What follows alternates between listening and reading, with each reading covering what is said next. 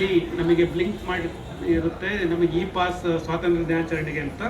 ಅದನ್ನು ಕ್ಲಿಕ್ ಮಾಡಿದರೆ ನಾವು ಒಂದು ಆಧಾರ್ ಲಿಂಕ್ ಕೇಳುತ್ತೆ. ಆಧಾರನ್ನು ನಾವು ಅಪ್ಡೇಟ್ ಮಾಡಿದರೆ ಅದು ನಮಗೆ ಇ ಪಾಸ್ ಜನರೇಟ್ ಆಗುತ್ತೆ. ಅದನ್ನು ನೀವು ಮೊಬೈಲ್ನಲ್ಲೇ ತಗೊಂಡ್ಬರ್ಬೋದು, ಇಲ್ಲ ಪ್ರಿಂಟ್ ಹಾಕಿ ತರ್ಬೋದು. ಎರಡು ಸಹ QR ಕೋಡ್ ಇರುತ್ತೆ.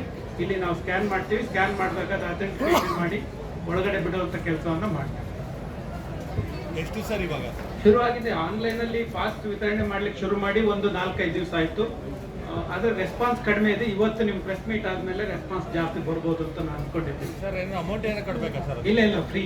ಸರ್ ಗ್ರೀನ್ ಪಾಸ್ 3,000ವರೆಗೂ ಅವಕಾಶ ಇದೆ. ಯಾರು ಮೊದಲು ತಗೋತಾರೆ ಅವ್ರಿಗೆ ಮಾತ್ರ ಅವಕಾಶ. ಸರ್ ಅದಕ್ಕೆ ಫಿಸಿಕಲ್ ಪಾಸ್ ಎಷ್ಟು ಕೊಡ್ತೀರಾ ಸರ್ ಜನಗಳಿಗೆ? ಫಿಸಿಕಲ್ ಪಾಸ್ ಕೊಡೋದಿಲ್ಲ. ಅದು ಇ ಪಾಸ್ ಎಷ್ಟು ವಿತರಣೆ ಆಗುತ್ತೆ ಉಳಿದಷ್ಟು ಜನರಿಗೆ ಮಾತ್ರ ನಾವು ಫಿಸಿಕಲ್ ಪಾಸ್ ಅನ್ನು ಕೊಡ್ತೀವಿ. ಇಲ್ಲ ಅಂತಂದ್ರೆ ಇ ಪಾಸ್ 3,000 ಆದರೆ ಫಿಸಿಕಲ್ ಪಾಸ್ ಕೊಡೋದು.